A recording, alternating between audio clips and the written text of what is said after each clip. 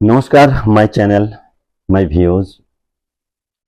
আজ আপনারা চাকরিহারা টিচার্স সবাই যাচ্ছেন স্টেডিয়ামে ম্যাডামের সাথে দেখা করতে। আপনাদের সবাইকে অভিনন্দন। কাল রাত থেকে আপনারা জেগে রয়েছেন। সবাই ভীষণভাবে আশা করছেন যে কোনোভাবে হোক চাকরিটা যেন ফিরে আসে। আমি জানি কতখানি দুঃখের ব্যাপার, শুধু আপনাদের নয়, আপনাদের ফ্যামিলি, আপনার বাচ্চা, আপনাদের বউ, মা, বাবা, সবাই। কিন্তু ভাবুন, সেদিনের ঘটনাটা আরজি করের। ডাক্তাররা সবাই মিটিং করতে গেছিল। এই ম্যাডাম ওখানে সেজে সুজে বসেছিলেন, আসুন আসুন মিটিং করব মিটিং করব। ওখানে ওদের দালালরা সব বসে রইল। আর একটা কোথা দিয়ে সংগঠন এসে গেল, দালাল সব অ্যাডজাস্ট করলো ম্যাডামের সাথে কথা বলতে। ওরা বলল সব ঠিক হয়ে যাবে। সবাই বাইরে বেরোলো। কি হলো? প্রতিবাদ আপনারা জানিয়েছিলেন, মোমবাতি জ্বালিয়ে, নাচ গান করে কতভাবে প্রতিবাদ জানিয়েছিল। আমার মনে হচ্ছিল মিষ্টি বাটা হচ্ছিল।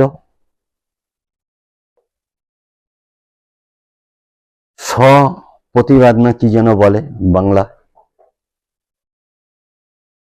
এক আনন্দের লহর উঠেছিল আর কি। প্রতিবাদ জানাতে যাব আমরা, এই প্রোগ্রাম ওই প্রোগ্রাম, ধনুচি নৃত্য,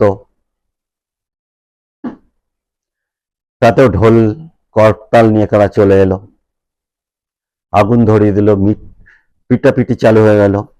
মহিলারা সব নাচ গান ছেড়ে চিল্লাতে শুরু করে দিল। এ তো কয়েকদিন আগের ঘটনা। আমি দেখছিলাম ডাক্তারটাকে মেরে দিল। আবার আপনাদের মধ্যে কেউ কেউ বলছিল ডাক্তারগুলো হয় শয়তান, ডাক্তাররা ট্রিটমেন্ট করে না, পয়সা নিয়ে ডাক্তার দেখে, রোগী দেখে। কত প্রতিবাদ। কোন কোন জায়গায় এটাও দেখছিলাম যে ডাক্তারদের কেবিনে বসতে দেবে না, এইভাবে চলবে না, আপনারা ডাক্তারি যেখানে ইচ্ছা সেখানে করতে পারবেন না, আপনারা যদি ডাক্তারি করতে চান তাহলে আমাদের কথা শুনতে হবে। মারধর, ধমকি। যারা সম্মানীয় ডাক্তার ছিল তারা চুপচাপ বসে রইল, ভিতরে ভিতরে কত কিছু ইউনিয়ন এলো। আরজি করের ঘটনাটা আমার এখনো মনে আছে। আমি শিওর ছিলাম যে কিচ্ছু হবে না, কিচ্ছু হবে না। ম্যাডামের লজ্জা নেই, আর আপনাদেরও লজ্জা নেই। তখন শুধু ওই মেয়েটা রেপ হয়েছিল, মার্ডার হয়েছিল। আজ আপনারা রেপ অ্যান্ড মার্ডার হয়ে যাচ্ছেন। পেটে লাত পড়েছে আপনাদের। চিন্তা করবেন না, এটা সবে 26,000, এখনো বাকি আছে 68,000। আপনাদের পেটেও লাথি পড়বে। যাই হোক, এটা তো আলাদা কথা। ভাবুন কত মজা এসছে পার্টির। আপনারা আবার চাকরি ইন্টারভিউ দেবেন, আবার প্রসেসে যাবে, আবার দালাল আসবে কালীঘাট থেকে, যে পয়সা, চাকরি চাই তো পয়সা। আবার আপনারা 8-10 হাজার দেবেন, কেন চ্যানেল তো তৈরি হয়ে গেছে। শিওর থাকবেন এবার পয়সা দিলেও চাকরি পাবেন না, কেননা নজর থাকবে সবার যে ঘোটালা তো হচ্ছে না। তো ধরে নিয়ে আমি আপনাদের চাকরি হবে না, খতম, টাটা, বাই বাই।